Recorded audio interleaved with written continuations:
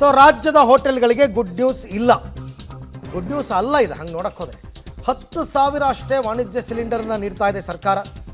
ಅದರಲ್ಲಿ ಬೇರೆ ಬೇರೆ ವಲಯಗಳಿಗೆ ಸಿಲಿಂಡರ್ ಪೂರೈಕೆ, ಎಲ್ಲವೂ ಹೋಟೆಲ್ಗೆ ಹೋಗಲ್ಲ. ಹೋಟೆಲ್ಗಳಿಗೆ ನೀಡುವ ಕಮರ್ಷಿಯಲ್ ಸಿಲಿಂಡರ್ಗಳು ಕಡಿತವಾಗಿದೆ. 4 ಸಿಲಿಂಡರ್ ಬುಕ್ ಮಾಡಿದ್ರೆ ಒಂದು ದಿನಕ್ಕೆ ನಿಮಗೆ 1 ಸಿಲಿಂಡರ್ ಕೊಡ್ತಾರೆ. ಮೊದಲು ಅದು ಇರಲಿಲ್ಲ, ಬ್ಲಾಕಲ್ಲಿ ತರಬೇಕಾಗಿತ್ತು. ಈಗ 4 ಸಿಲಿಂಡರ್ ಬುಕ್ ಮಾಡಿದ್ರೆ 1 ಸಿಗುತ್ತೆ ಅಂತ. ಈ ಸಲವೂ ಕೂಡ ಹೋಟೆಲ್ ಉದ್ಯಮಕ್ಕೆ ನಿರಾಸೆ ಇದೆ.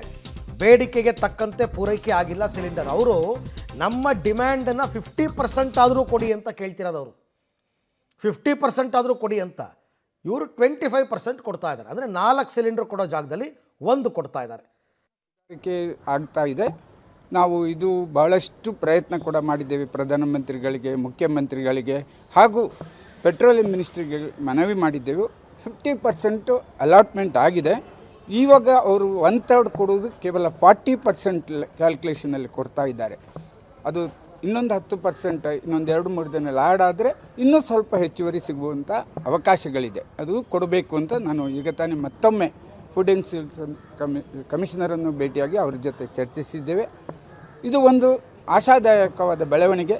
ಮುಂದಿನ ದಿನಗಳಲ್ಲಿ ಇನ್ನು ಹೆಚ್ಚಿಗೆ ಆಗಿದ್ದರೆ ಭಾಳಷ್ಟು ಒಳ್ಳೆಯದಾಗ್ತದೆ. ಅದೇ ರೀತಿ ಪೈಪ್ಲೈನ್ ಗ್ಯಾಸ್ನವರು ಕೂಡ ಮುಂದೆ ಬಂದಿದ್ದಾರೆ.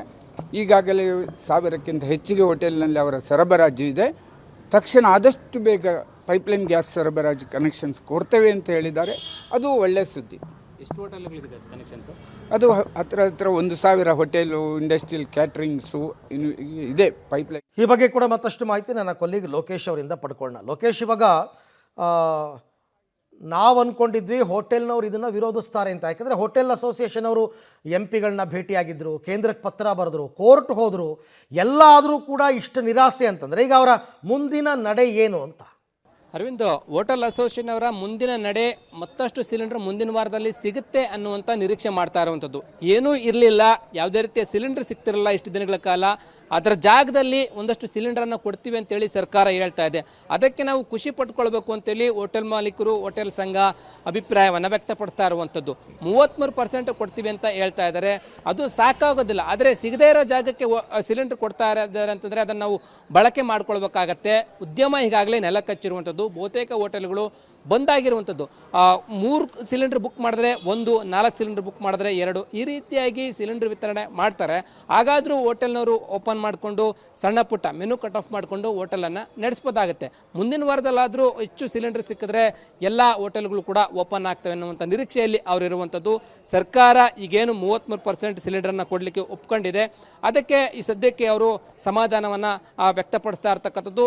ನಿರೀಕ್ಷೆ ಎಷ್ಟಷ್ಟು ಸಿಗದೆ ಹೋದರೂ ಕೂಡ ಈಗ ಸಿಗ್ತಾ ಇರೋದಕ್ಕೆ ಅವರು ಖುಷಿ ಪಡ್ಕೊಳ್ಳೋದಕ್ಕೆ ಹೋಟೆಲ್ ಸಂಘದವರು ಬಂದಿರುವಂಥದ್ದು. ಥ್ಯಾಂಕ್ ಯು ಲೋಕೇಶ್, ತಮ್ಮ ಎಲ್ಲ ಮಾಹಿತಿಗೆ ಧನ್ಯವಾದ. ಅವರೇ ಮಾತಾಡಿದ್ರಲ್ಲ ಅಸೋಸಿಯೇಷನ್ ಅಧ್ಯಕ್ಷರು, ನಮಗಿದು ಆಶಾದಾಯಕ ಬೆಳವಣಿಗೆ ಅಂತ. ಹಾಗಾಗಿ ಅವರೇನು ಸಿಕ್ಕಾಬಟ್ಟೆ ಕೋಪ ಮಾಡ್ಕೊಂಡಿದ್ದಾರೆ ಅಂತೇನಲ್ಲ, ಮುಂದಿನ ವಾರ ಪರಿಸ್ಥಿತಿ ಸುಧಾರಿಸುತ್ತೆ ಅಂತಕ್ಕಂಥ ಆಶಾಭಾವನೆಯಲ್ಲಿ ಇದ್ದಾರೆ.